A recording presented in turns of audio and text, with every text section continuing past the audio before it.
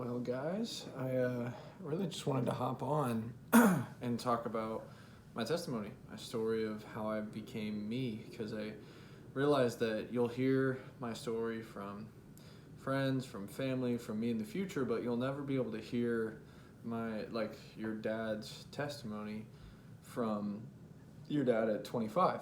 So, I figure I should record it and see if maybe you'll watch this someday and you'll love it. I hope you do. Like I said when I started this channel, it's what I wish I had from my dad. So, anyways, my story. I grew up in Blair, Nebraska. It's a small town of 7,990 people. We got a Walmart halfway through me growing up. I grew up with a dad and a mom who had me before they were married and got married because they were having a kid, and that led to just a harder upbringing, but that's okay. They got divorced when I was 7, lost a few grandparents in those years, but I grew up loving sports, loving baseball, football, trying to love basketball, but never really falling that in love with it.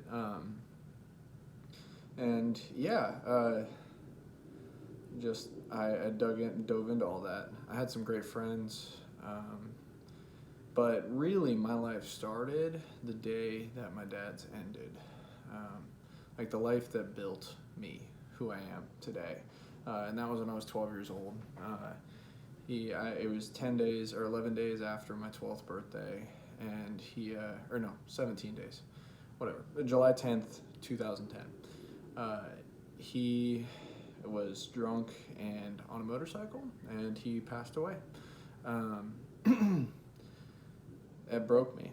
I cried for weeks, and it hurt quite a bit in the moment, and it's hurt for years ever since. That's one of those hurts that never stops, at least so far. It gets better, but it never stops fully. I always knew he loved us. He made that very clear to us our entire upbringing, that like our kids were his priority, and that he loved us more than anything else in the whole wide world. And while he also was angry sometimes and drinking sometimes and working all the time, we knew he loved us. And unfortunately, when he passed away, I had internalized some things about myself that weren't true, and the enemy, the devil, used to hurt me. And like he would tell me things like, "You were a disappointment to your dad when he died, and you've got to get better." And as a result of that, I immediately had the thought of, how am I going to learn how to fix cars? How am I going to learn how to, all the things that dad would have taught me, I have to learn from somebody. And in the thing that the enemy meant for evil, God took it and used it for good. Because out of that realization of, I need mentors, I need to get better, I need to grow, I need to learn to fix cars, whatever, God brought a village of amazing men like Mark Plowman, who came around me and poured into me, invested into me, led me towards Jesus and away from the former life that I grew up with, which was more of a country redneck, grew up in a small town, kind of upbringing. And they drew me to the church, and they drew me to Jesus, and I got bullied pretty hard that year after my dad passed away. And it was because I was trying to fit into the cool kid friend group and trying to be what I thought my dad would have wanted me to be. And that meant I had to be the laughingstock. But then a year after my dad had passed away, at the summer before 8th grade, I started at the suggestion of those mentors, those godly older men, and at the suggestion of my mom, your grandma, Roxanne. She suggested that I go to this church group on Tuesday and Wednesday nights. That was happening every night that summer. And it was a Bible study in James and John, I think, were the books. And it wasn't the Bible study. It was the people. It was the church who was there. They took me in. They loved me. They were way cooler than me and yet still loved me so much. And they let me be there even though I was years younger than them and way less mature. And at the end of that summer, we went to this music festival that was free in Worthing, South Dakota. It was called Life.Church. And that Saturday night, one of my favorite bands growing up, 10th Avenue North, after I became a Christian, one of my favorite bands was 10th Avenue North. They played, a band called Sanctus Real played, and Francis Chan preached the message in between those two bands. And I was rocked. My world was changed.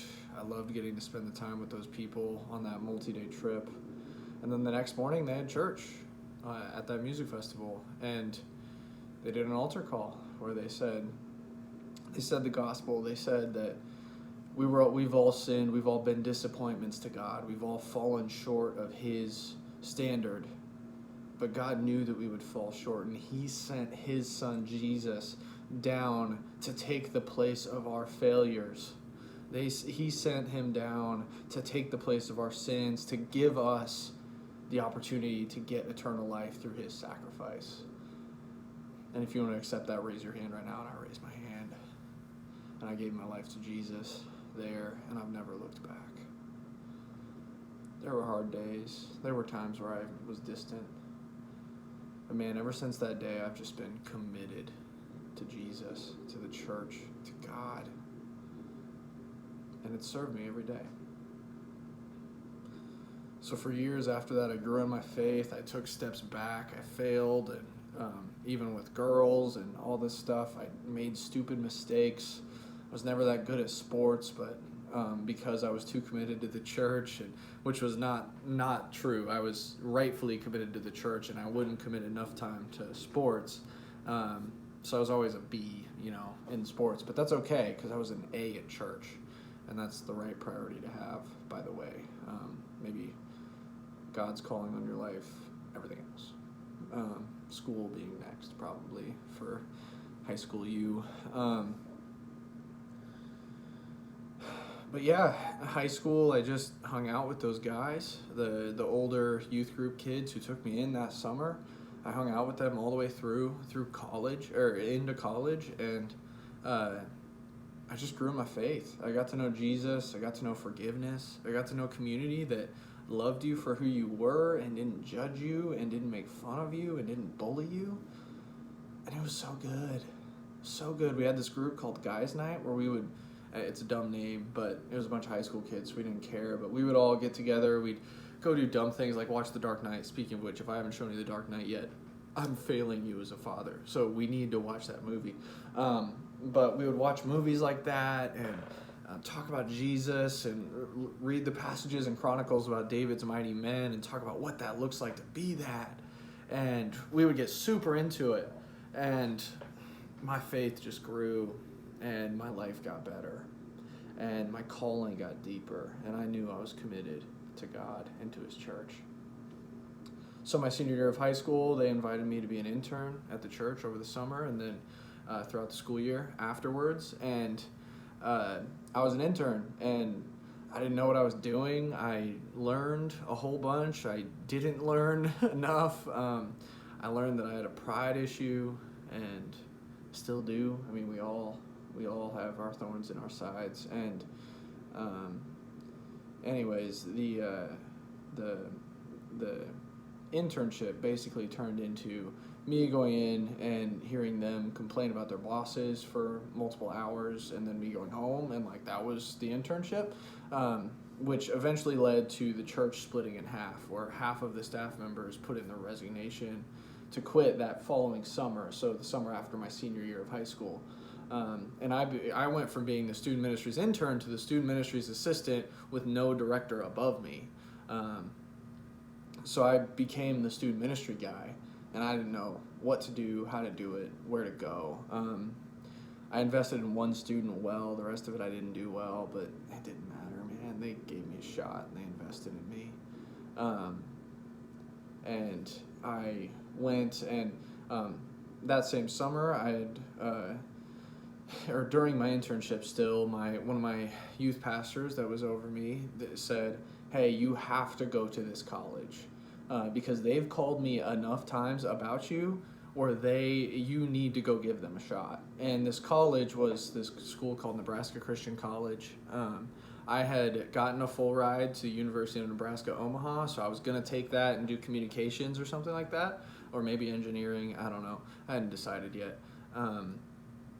But I went on a preview day to Nebraska Christian College, which like in May of my senior year. And the night before, I sat down with God and I said, hey, it's got to be below this number, man, which is, in hindsight, not the smartest play, but God knew what he was doing, because I didn't want to go into debt for school, and it wasn't worth it.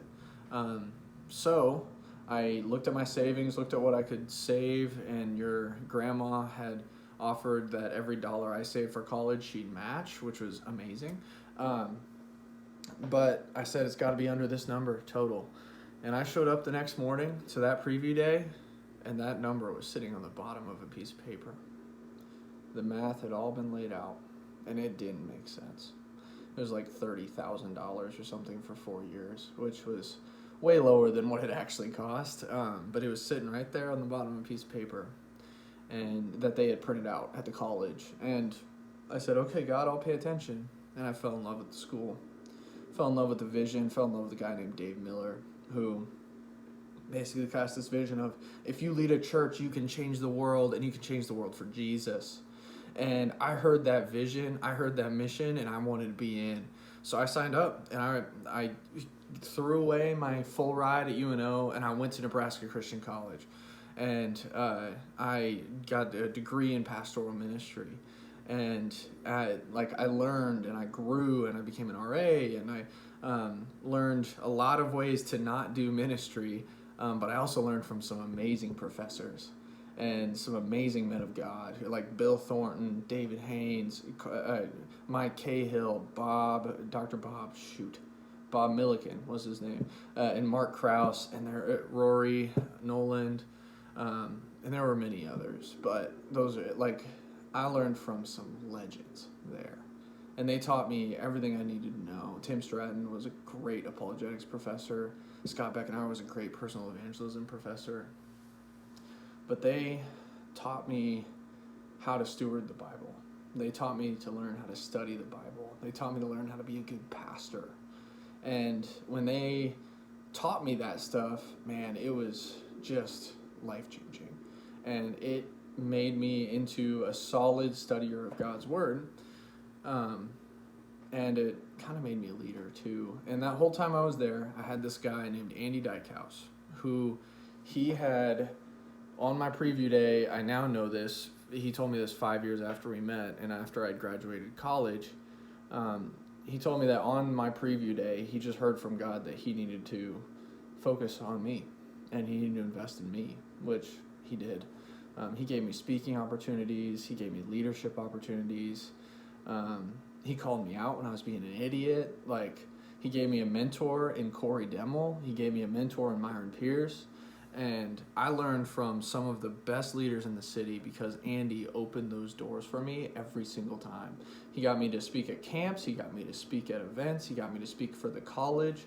I spoke at this thing called Colors of Christmas, which is on YouTube. If you Google Nebraska Christian College Colors of Christmas and then scrub to the middle of their Christmas 2019, maybe 2018 Colors of Christmas video on the Nebraska Christian College YouTube channel, but you'll find me preaching in the middle of the Colors of Christmas concert thing. And he gave me all those opportunities, and I'm so incredibly grateful for him. But the greatest of those opportunities, I also got to be the Omaha concert chaplain, which I can talk about some other time, but or ask me about it, but it was a fun job, for sure. But the best opportunity that I got from there was working for this guy named Gary Newhoff, who he acted like a second father to me, getting into the professional world. And he was looking for an executive assistant He came to our college to speak one year and gave one of the best keynotes I'd ever heard. Our pastors from all over the city came out. It was a free event. It was amazing. And I got a coaching session with him afterwards. It was me and 5 other students, and I asked him a question that he said he'd never heard before. And it was the question I'd actually just stolen from Corey, my mentor, Corey Demmel, who's an amazing pastor down in Florida now, if I haven't introduced you to him yet. But I just stole the question from Corey, but the question was, if I want to be a leader doing what you're doing in 30 years, what should I be doing to prepare myself for that today? Oh, this is foolish. That's funny. I'm just now realizing, because I haven't told this story for like 4 years, because I mean, this was 6 years ago. But Carrie reacted and said, that was one of the best questions anyone's ever asked me. He'd heard that question before. I'm just realizing now. So I wonder why he said that. Anyways, it may have been just how I asked it in conversation. But he said that was one of the best questions he ever heard. And then I didn't see him for a year. And a year later, January, Myron, my new mentor, because Corey had moved to Florida to be that pastor and set me up with Myron. Myron challenged me to pray for an hour a day for the next 30 days, but work it up to 2 hours. So I added 2 minutes every day. So an hour, hour and 2, hour and 4, hour and 6. Halfway through that month, I felt God pressing into me to say, you're going to go work for Carey Nieuwhof. And that didn't make any sense to me because I hadn't talked to him for a year since that session. He was some famous podcaster that I had no connection to other than Andy Dykhouse. See what God's doing here in that story. And anyways, I just hear this from God, and I'm confused. It was probably partially me because like I got a pride issue, so it could have been me thinking like, yeah, I could do that job. But I prayed about it, and it didn't make any sense, but I knew it was from God. So I went to Andy Dykhouse, and I said, hey, it was a Friday. I said, hey, I think I'm called to work for Carey Nieuwhof. It's a crazy story. Here's some of the reasons why maybe it's my question asking ability is good. Like, I think I could help him write questions for his podcast, and maybe it's just that, like 10 hours a week or something. But Andy was convinced. He talked to Frank Beeler, who was coming on Monday to speak at the same thing that Carey spoke at. Frank Beeler is Carey's best friend. Andy knew that they were friends and that they were connected. So Andy said, hey, why don't we run this by Frank when he's here on Monday and see what he thinks? So Frank came on Monday, talked, and basically the whole time he gave a talk to our intro to ministry class. And basically the whole time he said, you don't get a mentor like Carey Nieuwhof right off the bat. He was speaking to the whole class, and I was just sitting in the front row. You got to start and get a mentor who's one step ahead of you. And you got to learn from them. And then as you grow and they get better and you get better, you find more mentors that are one step ahead of you, and you just go. And you climb the professional ministry ladder like that. But then we talked afterwards, and we talked for like 2 hours, or maybe an hour. But I cast the idea behind why I think God was calling me to this. And a couple months later, I was hired on Carey's team because Frank had walked out of that meeting, called Carey and said, hey man, I think I found your new executive assistant, which is crazy because I didn't know what an executive assistant was, and I didn't know anything about Carey's organization other than he had a podcast, he had a blog, and he had done some really powerful things for the ministry world. But I worked for him, and it was the hardest and best job I've ever had. He coached me when it was easy and when it was hard. He was truly a coach in the best sense. He taught me everything I knew about marketing. After a year went by, his assistant came back from maternity leave, because in Canada you get a year off. And she took back the assistant role, and I became his content manager, which just meant that I helped run his content, where he was sending emails every day to his audience of 80,000 pastors. And he just hired me for that role, and we did it for 4 years. And I met your mom in those 4 years. we started, that deserves its whole own story. But yeah, I met your mom year 3 of that, or year 2, somewhere in the middle of my time with Carrie, and because we were married for a while I was still working for him. So, anyways, met her. We dated for a year. It was so much fun. We got engaged a year after we met. Had some fun dates. Got married when COVID hit. Because we were engaged and we were going to get married that August, but COVID hit in March and the whole world shut down.